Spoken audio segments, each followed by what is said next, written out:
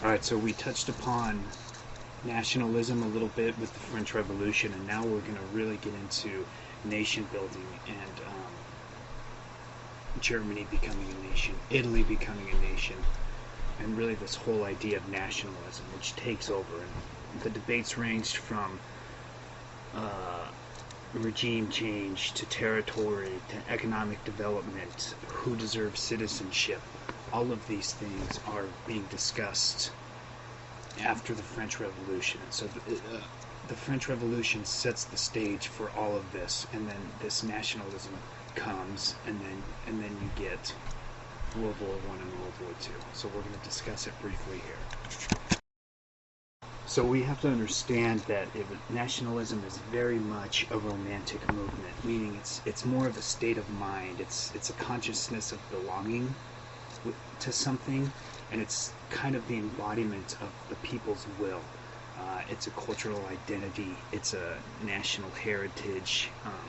It deals with power and glory, and as we talked about with social Darwinism, it just gets downright nasty as well, right? It very much becomes a us.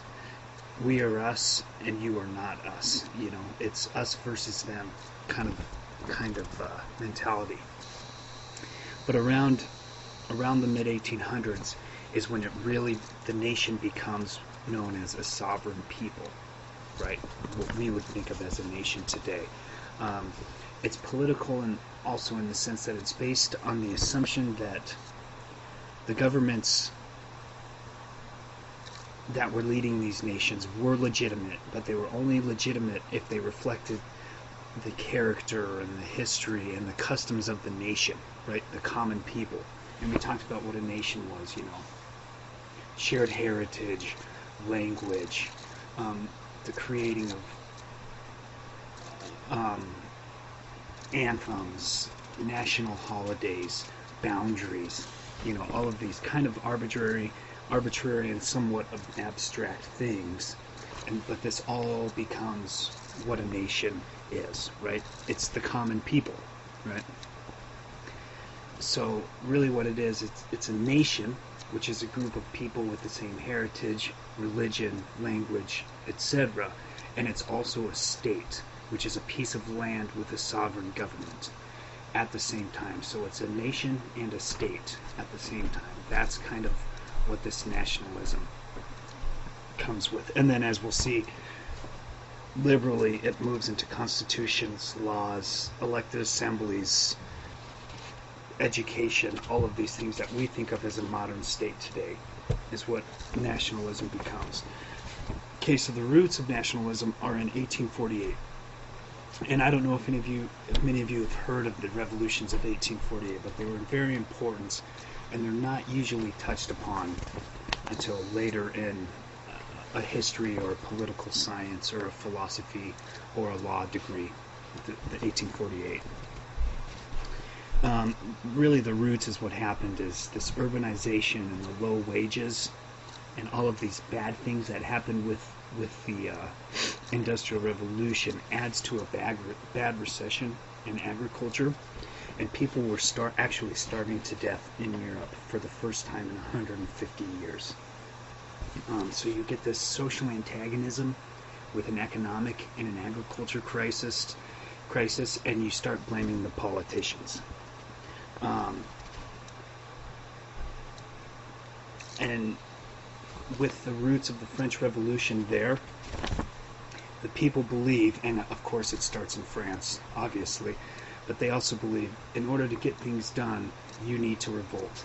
I don't know if you remember, but we talked about once Napoleon got overthrown, what the monarchs in Europe did was put the Louis back in power. So it's now a monarchy again, right? They said, look what happened when the monarchy left, all of this chaos, and Napoleon wipes out half of Europe. So let's put a monarch back in. So the roots of all of this is the French people are blaming the monarch again. And they were hungry, and the monarchy was not able to cope, and they began looking illegitimate. So kind of the roots start in France of 1848. So in May France conscripts all of these poor people into the army because they were going to they were probably going to go to war with Germany, which is not Germany yet, but it's about to. So all of these poor people and peasants get conscripted into the army. And then in June, they also abolish social programs. And so the workers of France, especially Paris, start building barricades around Paris, right? So people can't get through it. And this is before Paris streets are wide open. In fact, this is the reason why Paris streets become wide open, is because of 1848.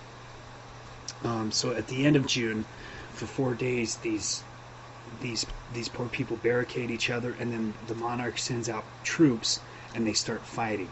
And the repression was shocking. They think probably 3,000 Parisians were killed, 12,000 were arrested, and many were deported to Algeria labor camps, because Algeria was a colony of France at the time. So this is all June days. And then you have people like Victor Hugo who are writing about the dignity of the poor people. And so you have the roots here, and then it kind of just spreads like wildfire through Europe. It actually even gets into Russia a little bit, but not too far.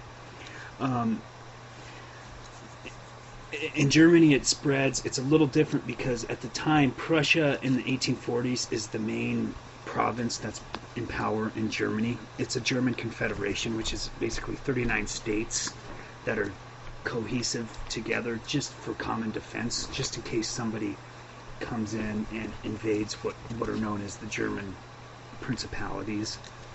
But we'll see Prussia begins building an army base, and during the 1840s,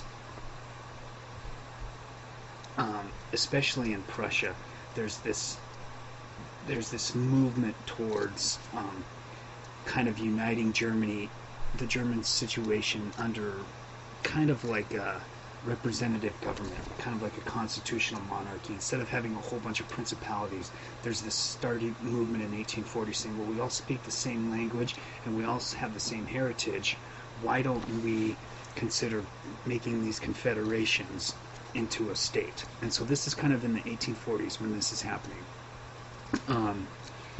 But Prussia, who is the most powerful of principalities at the time, they don't really go for that. So Frederick William, who will be the precursor to Bismarck, if you guys have heard of Bismarck, he was a liberal, but the economic troubles in the 40s that we were talking about, he kind of does the same thing that Napoleon II does in France. He kind of sends a brutal army out to put down all these people that are kind of rebelling against Prussian power in Germany, and people were shocked. And he does absolutely nothing liberal, even though he kind of said he was, and he kind of did a lot of liberal economic things, but once trouble started, he just clamped down.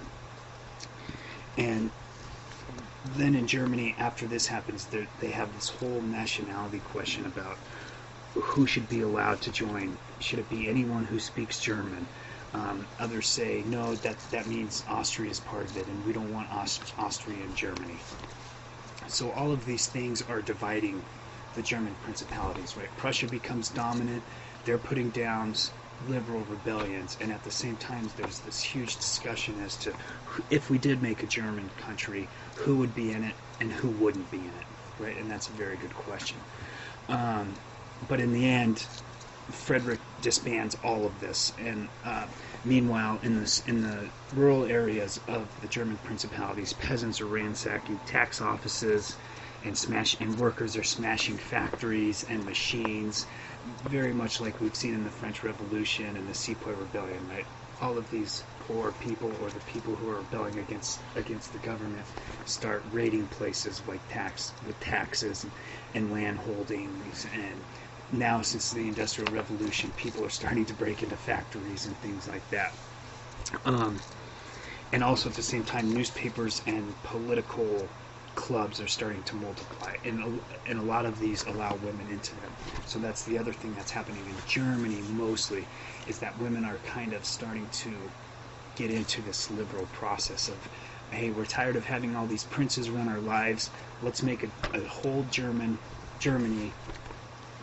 liberal economically, that's representative, that we vote for the people who we want to vote for.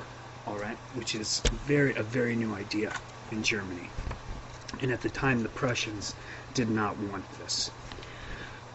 Real quickly, it also moves, this 1840s nationalist movement moves into Italy, because Italy is also not unified at the time.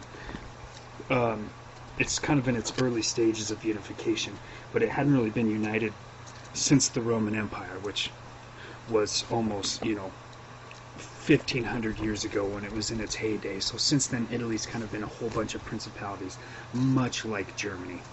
It's a patchwork of small states, really. At the time, Piedmont, Sardinia was the most important. They were kind of the Prussia of Italy, and they were led by Charles Alberts. But he had no commitment to creating an Italian national state. And since they were the most powerful, they really held back the movement of Italy being united, north and the south. And the reason why a lot of the people in the north didn't want to unite with the south is because, economically speaking, they're two different areas. The south is a little poor, it has less agriculture, it's not as connected to the European mainland as the north, and it's not as conducive to growing things. It's really based on trade only.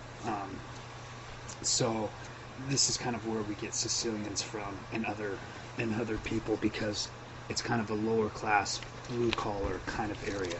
So a lot of people in the north didn't want to unite Italy because they didn't want their money moving south, and that's kind of what Charles Albert's argument was. At the same time, you get this guy named Giuseppe Mazzini, which some of you may have heard of. He was a leading nationalist from Genoa. He was also a Carbonari, which is kind of a political underground secret society type of thing, and they were fighting the Austrian Habsburg Empire. They were trying to unify Italy, so they were raiding the north. They were doing a lot of things, and there was all this underground secret hush-hush, secret handshake kind of thing. But he founded Young Italy, and they were in favor of a constitution, but at the same time, plotting mutinies and rebellions just weren't that effective, right? You can't say, hey, we want a constitution, and then, go off and start killing people at random, although that's kind of how most constitutions get put in play, through violence. But it didn't work so well. In fact, he is also kind of one of the godfathers, in a sense, of what we will know as kind of the Italian mafia.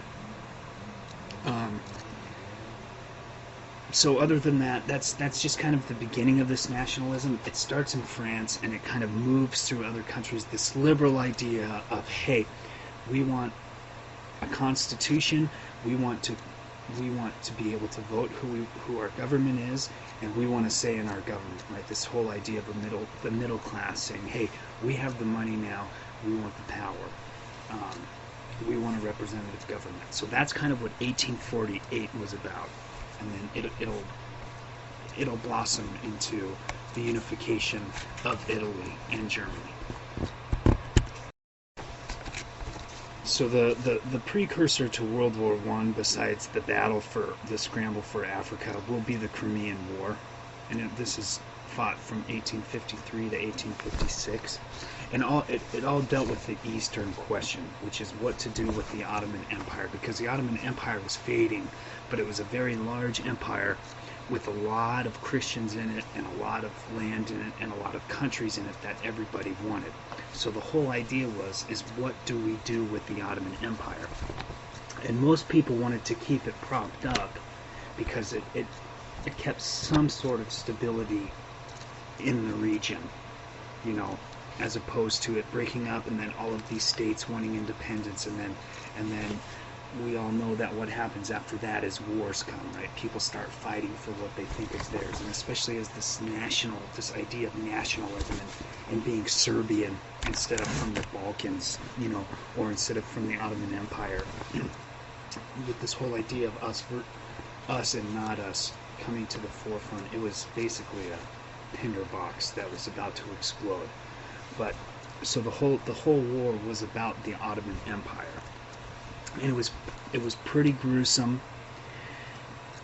And it was all about geopolitics, and it kind of structures the system of the great power politics up until World War One. It's a bit complicated, but we'll try to make it as easy as possible. A lot of it was based on religion as well. Namely, it was Russia and France claiming to protect the religious minorities in the holy places within the empire, because, you know, the Ottoman Empire at this time had what we would consider the Middle East today, as well as it had a lot of people from Serbia and other Slavic people who were mostly Orthodox, and Russia had already claimed that they were the savior of Orthodox religions, right? And they're tied to people who speak Slavic languages, like Serbs, like Croatians, people like that, through language. And then France was very Catholic, so of all the Catholics that were in the Ottoman Empire, France said, well, we should be the lead, since we're pretty much the most Catholic country in the world right now, we should have dibs on of the Catholic minorities in the area. And then so obviously the Ottoman Empire said, well, no, you shouldn't have any of this. So really it was a three-way quarrel between France, Russia, and the Ottomans. Russia, confident that Turkey couldn't resist and that other powers might take advantage of the weaknesses, they begin to attack the Ottoman Empire because they thought they had British help. So the Russians move into, if you can look at the map, Moldavia and Wallachia. And this happens, I believe, in September of 1853. Now in October, the Turks, also thinking that they had British help, declare war on Russia. And that was a disaster because they fight in the Black Sea here, and by November their whole fleet was gone. Okay, the Ottoman Empire is just crumbling in front of everybody's eyes. But France and Britain weren't happy that Russia would be moving into the Balkans and the Mediterranean, and this would really stymie England's route to India. Okay, so now they're worried that Russia is going to take over the Black Sea and then get into the Mediterranean. Okay, so they both declare war on Russia in 1854, and they land on the Russian peninsula of the Crimea, and you can see it's right on the north side of the Black Sea there. That's Russian land right there. And they're heading for the Russian naval base in Sebastopol, as you can see, and they siege it. Even the Italian Piedmonts joined in with France and Britain at the same time. The conditions in the fighting were horrific. They were dire, and there was mismanagement of supplies and hygiene that led to many, many more deaths than actual battle.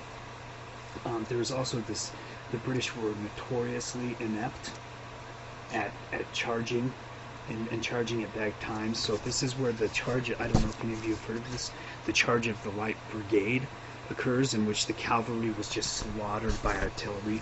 By the 1850s, technology had kind of caught up, so people who were with some type of fast action rifle, people who were charging on horses, or just charging on foot, were getting cut down by the Russians, but they just kept doing it because they couldn't, the generals were not used to fighting in this way, so they had no other way of fighting except this way. So this is what the charge of the Light Brigade comes from, is this war.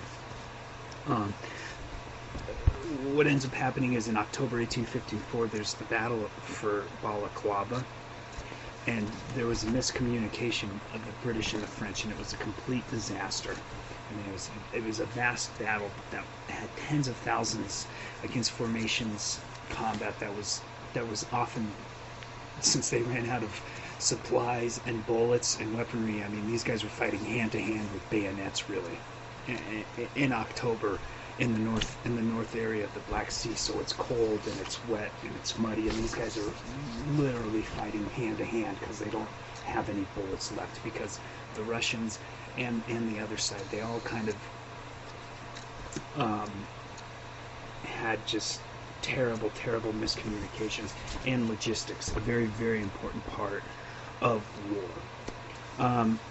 And so Russia just kept fighting them, and so they were denied a clear victory. And so in 1856 they end it with the Treaty of Paris. So nobody really wins, but they can't keep fighting because, I'll tell you why, because of the legacy. Basically because people actually knew what was going on. Bottom line for the Treaty of Paris is that all the great powers still respected Ottoman sovereignty, right? So the Ottoman Empire did not crumble, and then they talked about basically what happened is they fought for 3 years and nothing happened. They said, well, the Ottoman Empire is declining, but we don't want to fight anymore over it, so we'll just let it go until something changes. The interesting thing about this is Russia, Britain, and France will be on the same side in World War I, but at the time they were fighting each other. The legacy of the Crimean War is very important. And remember when we talked about the Sepoy Rebellion? A lot of veterans from this war were called in and shipped out from this area to India, either this area or they went back to London. A lot of veterans of this war from the British Empire were shipped to India to fight the Sepoy Rebellion. So they were hardened veterans by the time they got to India, because this fighting was intense. The legacy of the Crimean Wars is actually quite important, even though it was kind of a short, bloody war. It was the first war that was reported on by newspapers, so it was kind of like the Vietnam War for Britain, right? The Vietnam War is the first time that Americans could sit in their living room and see what was happening, and that was a large reason why people became very angry at what was happening in Vietnam. The same thing was happening in the Crimea. It just took a little longer. Newspapers, pictures, telegraphs, communications were making it quite easy for people back at home to know what was going on and to see their soldiers getting slaughtered. This is also the war that Florence Nightingale becomes famous for. She was a nurse in the Crimean War. This was the first war that the American Civil War kind of substantiates this, but this is really the first war where triage and field surgery and anesthetics were used. Triage meaning people would come in and you grade them by how serious their wound is. So the more serious, get worked on right away. It wasn't first come first serve like it used to be. Like one guy's missing an arm, they're saying, well, we should probably try to solder that before a guy who got shot in the shoulder who can sit for a while. So this is the first time that war actually used triage.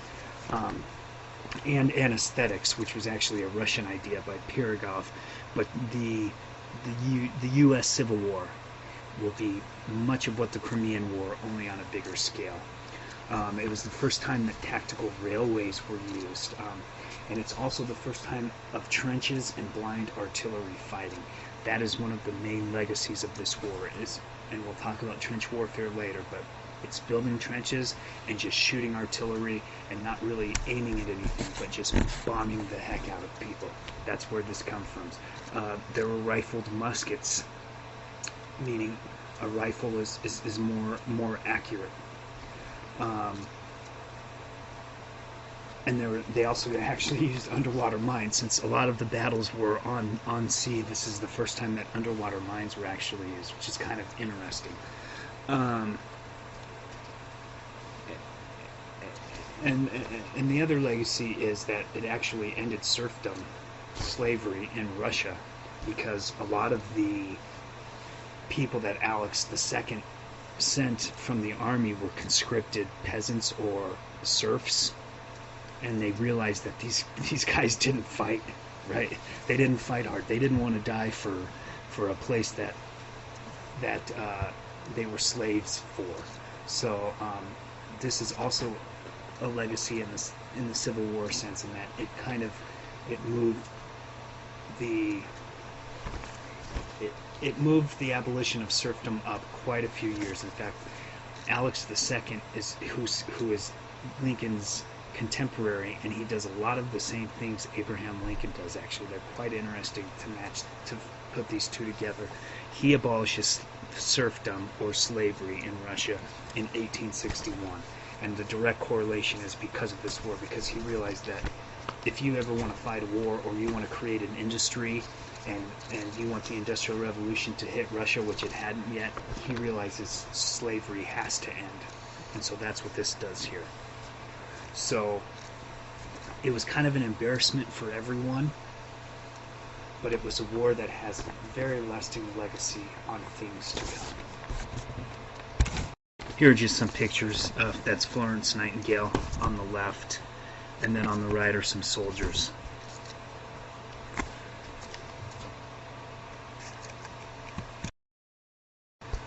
Alright, so we're going to talk about the three nations that really get built after the Crimean War. Britain's already an empire, and we know that. And the United States is kind of off in their own world. They're not really on the national stage yet. So these are the three important countries that become nations. Although France kind of already was one. Italy and Germany will unite. At this time, let's just go after the Crimean War. We'll start there. The person who was leading France was Napoleon III, which would have been, I believe, his nephew. I can't quite remember exactly who he was, but he wants to create this world power like his uncle. He wants France to become a world power. And he believed in personal rule in a centralized state, and this state would control the finances, the army, foreign affairs, etc. He basically said that the confidence of the people can be bought or be gotten through if they're confident of their leader, right? Kind of a top-down approach to things. He began building industry. He encouraged credit and financing. He created liability laws, free trade with Britain. Very, very modern liberal ideas of money. They created the Credit Mobilier, which was the national bank that began financing railroads, insurance, gas companies, construction, coal. He was putting a lot of government money into loans and to building infrastructure and to get it industrialized. He even let trade unions be legal. If trade unions are legal, then strikes are legal, and we all know that the French people love to strike, right? So even though he knew it would probably happen at some point, he still legalized strikes. And all of this was to create this France as a world-leading power. The one problem is that, and really what started all of this was there was a cholera epidemic in 1850, which killed tens of thousands of people because it's transmitted through water. So, if you don't have a sewage system, and only 1 in 5 people in France actually had running water. So once cholera hits in this time period, there's really no way of stopping it. Okay? And so they come up with this idea of Haussmannization. And Haussmann is kind of the architect of what we know of as Paris in France today. So what he does is it's all capital building and urban planning. He raised the medieval center of the city, which is on the bottom right here. This is the Champs-Élysées right here. This is where this was built, and he created 34,000 new buildings. The problem is what he did was a lot of these were tenements where poor people lived, and he just knocked them to the ground, and he didn't really give them the option of moving anywhere else, so they had to kind of leave the city. And so what they do is they put in sewers, they widen the streets. I don't know if any of you have been to Paris, but Paris has really big boulevards, and the reason why they did this is so that when the people strike, they can't set up barricades again as easily as they did before, because Paris, if you go to a place, in most European cities, if you go to a place that's, the streets were built well before the 1800s, they're very tight and they're very narrow and they're very easy to block. But when Haussmann knocks out Paris, he creates these huge boulevards, what you see today. And that's all so people can't, it's harder for people to barricade, right? And it's easy to bring the army in, manpower in with these large boulevards. They create shopping malls, but at the same time, there's rising rent and segregation. On the top right, this is the Bon Marché. The Bon Marché is the first shopping center and retail store in the history of the world. This is all part of Haussmannization. If you ever go to Paris and you're interested, you can actually go to it. It's kind of cool. And the reason why they created these large retail, what we would consider a mall today, is created then is because they needed to make it easy to shop and buy things. Napoleon and Haussmann really believed in moving goods, right? Getting people to buy stuff, getting the economy going, getting people to feel like they're part of the economy by buying things. So they start building all of these things: department stores, cafes, parks, because there's also leisure time for middle and lower classes now. And this is the whole idea of getting the idea of a white collar, people who get paid, who are probably getting paid in the lower class scale of things, but they still maintain a middle class ideals of leisure time, and they can still go to these shopping malls and buy things. So even though they're probably working class, they're white collar in the sense that they can still maintain kind of a middle class life. And in these areas, all kinds of classes begin to mingle as well. And this is when you get all of these artists like Monet and Monet and all of these guys. This is where you get all of these paintings of all of these new buildings and boulevards, kind of from this idea. So Napoleon III does this in France. Meanwhile, in Italy, after 1848, nationalists had two strategies. Mazzini and Garibaldi. I don't know if you've ever heard of Garibaldi. They called for a popular uprising. Just let's overthrow Piedmont, Sardinia. Let's overthrow all of these small city, all these princes in these small states, and let's create our own government of all Italians, right, north and south. The others called for constitutional monarchy, and that's where Count Cavour comes in. This is also around 1850. So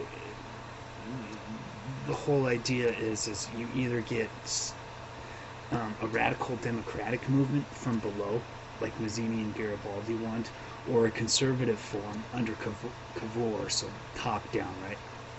Constitutional monarchy is you still have a monarch, but they have a constitution. So he really consolidates power in the north.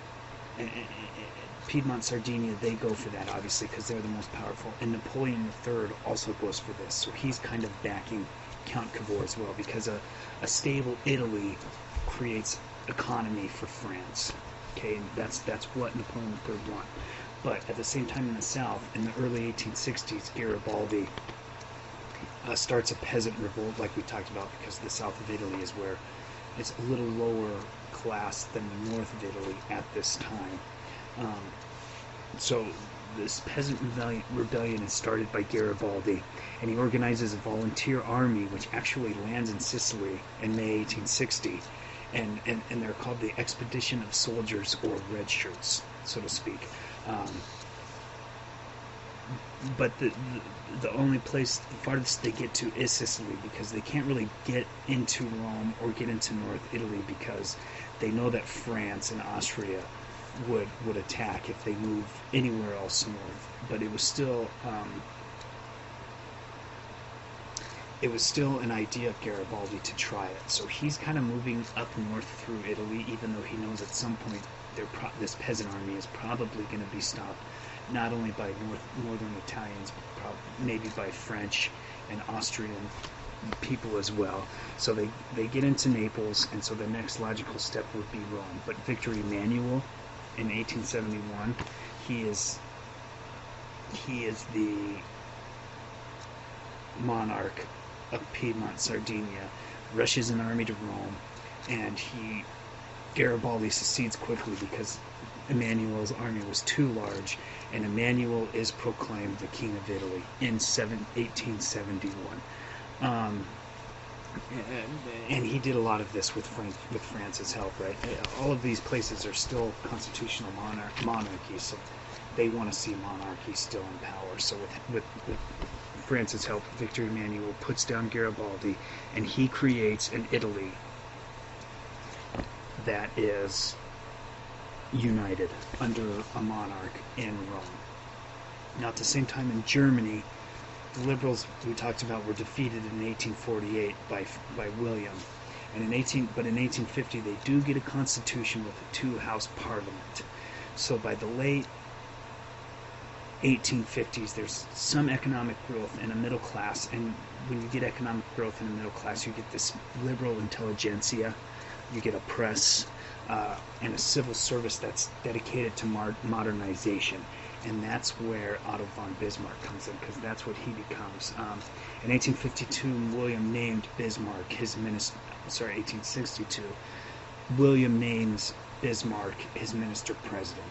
And Bismarck is the guy who comes up with this word called realpolitik, which is the idea that countries and areas don't have friends; they just have relations, right? So he comes up with this whole foreign affairs policy of we need to do what's good for us, and if it helps another country, then we'll do business with them. If they don't want to, then that's fine. We'll do business with someone else. This is the whole idea of realpolitik. And Bismarck comes up with this. He's practical. He was a realist. He's very Machiavellian in that sense, right? Machiavelli was a realist in that sense. And Bismarck was very, very into the idea that achieving and maintaining power was more important than being moral or having ideological goals such as justice and freedom, because those kind of things are abstract, right? This whole idea of every man was born equal, things like that. Bismarck, even though Bismarck ends up giving a lot of this to Germany and uniting Germany, he still says maintaining power is more important than anything. He was a Prussian, so he wasn't so much a nationalist, but he at the same time he knew that it was going to be inevitable that Prussia would rule Germany, or they were going to be the people who put it in motion, because the Prussians by this time had the best army. He was the leader of the army. They were very efficient, and they were economically stable, and so he knew at some point it was going to have to be Prussia that would unite Germany. So in a lot of ways, long story short, he dissolves the parliament, but then he gets them on his side anyways because he wants to expand German territory before he unites. He was a charismatic guy who worked diplomatically to get things done, even though he had an army behind him. He succeeds in associating kind of this German nation building with Prussian authority, and not so much liberal constitutions, right? After 1848, everybody's looking for some type of liberal constitution, and Bismarck kind of crushes that and says, "No, we're going to unify under Prussia, and that's how it's going to be." The only people really who fight him are Schleswig and Holstein. They're two provinces with Germans and Danes. The Danes kind of tried to unify themselves. They didn't want to be part of Prussian rule, so they kind of tried to unify themselves and become their own nation. Bismarck lets the Austrians fight him first, and then when they're done fighting, when Austria takes over the two areas, Prussia declares war on Austria to get those back, and Bismarck ends up battering them. So then he ends up getting Schleswig and Holstein, Venetia, and after the war with Austria also in 1871, and there's also a war with France, which we'll talk about next. Germany also becomes united under Otto von Bismarck. So 1871 is an important year for Italy and Germany. So like we've talked about before, the creation of new states, violence usually ensues either right before or during or right after. And this is the case with the Franco-Prussian War, which it's kind of a interesting. We're not going to get into it that deeply, but if you want to, if you need an idea for maybe your final PowerPoint, this is kind of an interesting war to do.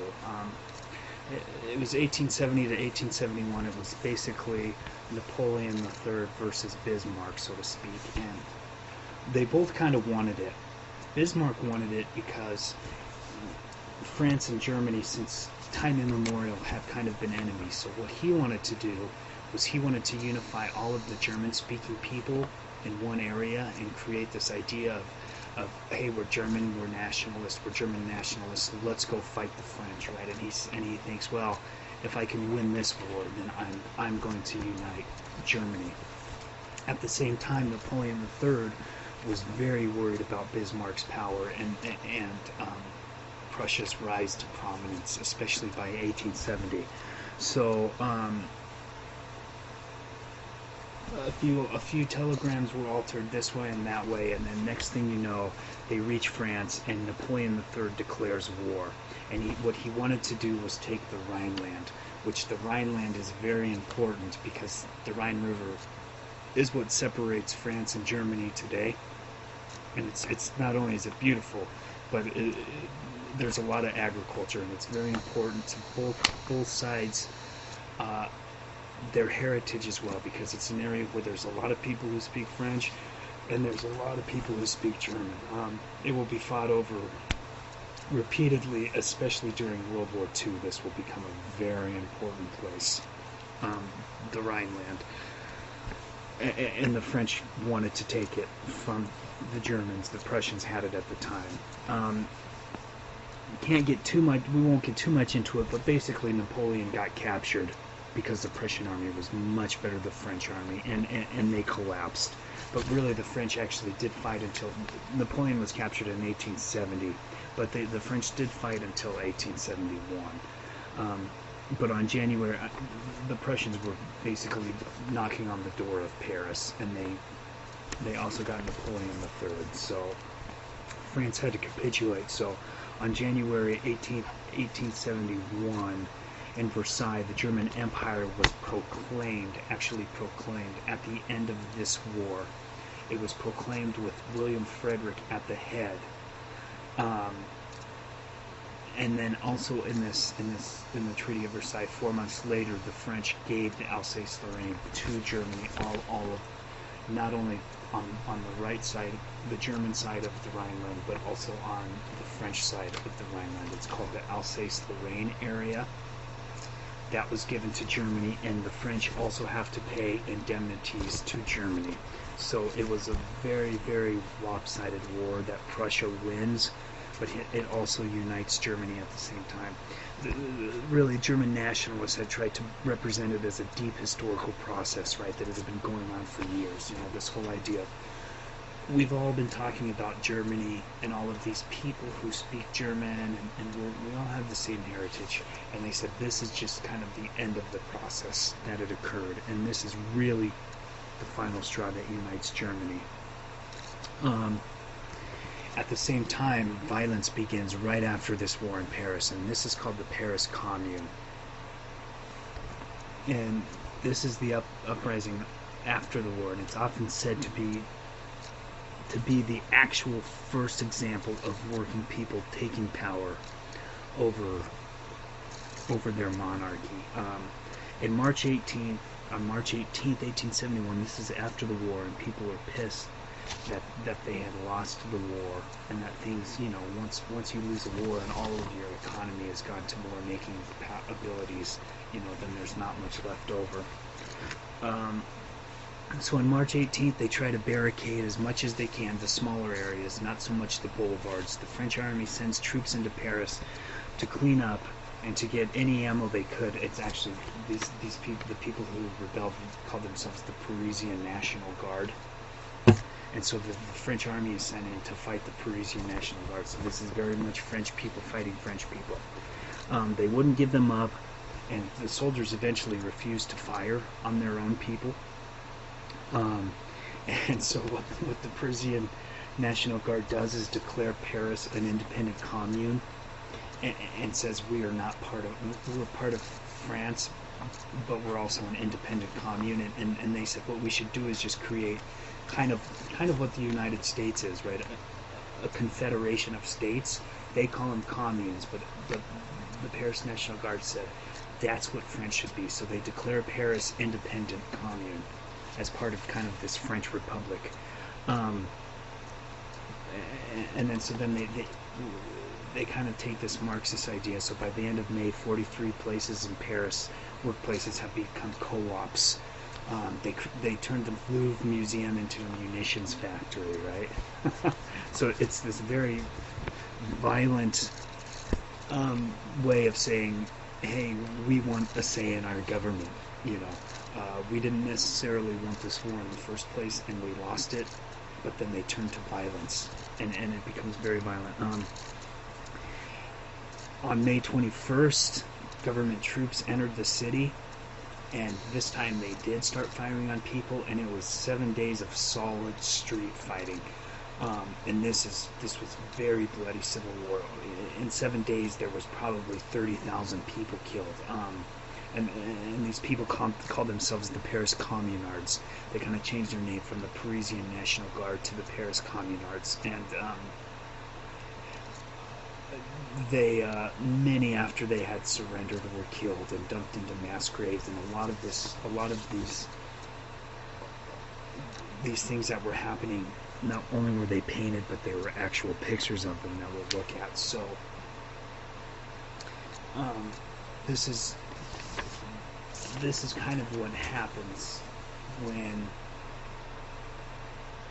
governments, revolutions start to change hands, right? Revolutions are hardly ever non-violent. The Russian Revolution is non-violent in the sense that the communists take over quickly, but right after the Russian Revolution, it gets violent. Right? People either want power or do not want to give up power, and violence ensues when those two things happen. And then, so we'll just show you a few pictures of the Paris Commune, and then we're done with this, and this is all going to lead up to the beginning of World War I.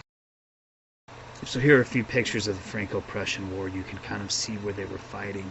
You can see in the left map where the Alsace-Lorraine was. That whole area that's on the French-German border. This will be fought over quite a bit. It's quite a beautiful area, as you can see from the bottom right. There's a lot of farmland. The Rhine River is beautiful. I mean, it's kind of a place where all kinds of cultures and nationalities meet together. You know, a lot of people who live here speak French, German, English, that kind of idea. And so it's been fought over for a long time. And you can also see the Franco-Prussian War. Even though it was short, it was very bloody.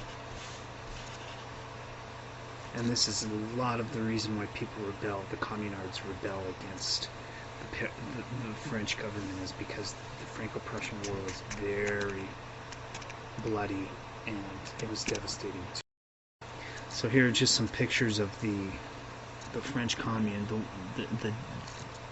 It's a drawing on the right, but it's an actual picture on the left. Right here's kind of this barricade, and you can see how much harder it would have been to barricade on the left after Haussmannization. Right, these very wide streets, and it ended up, you know, unfortunately for the communards, it ended up becoming kind of the reason why they lose, and because the French army was just so relentless. If you ever get to go to Paris, which I hope a lot of you do, you can not necessarily take a tour, but you can find walls. It's quite eerie. There's a lot of dedications to the Paris Commune, and there's still walls that are up that have like bullet marks in them, right? You know, you can tell that people were lined up and just shot, and it's somewhat eerie, but there are a lot of things in Paris that deal with the Paris Commune if you're interested in walking around. But it was a very bloody time.